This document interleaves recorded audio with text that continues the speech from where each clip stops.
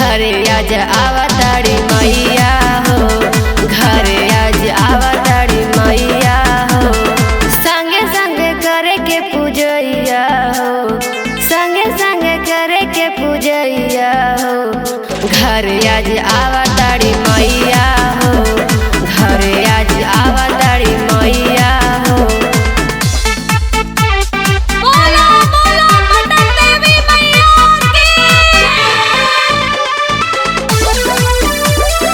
घरे आज आवताड़ी मैया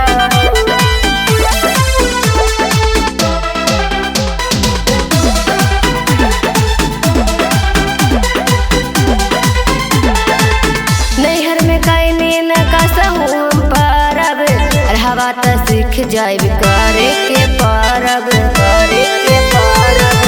नैहर में कैनी न कसहु हम परब, रहवा त सीख जाइब करे के परब।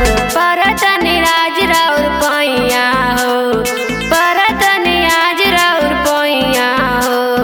घरे आज आवताड़ी मैया हो, घरे आज आवताड़ी मैया हो।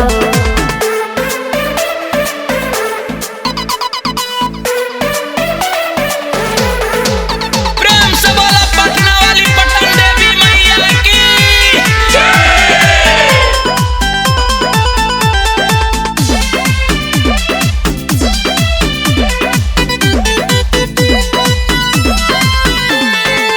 मिथुन कुमार करी पूजा के तैयारी, ज्यादा न करी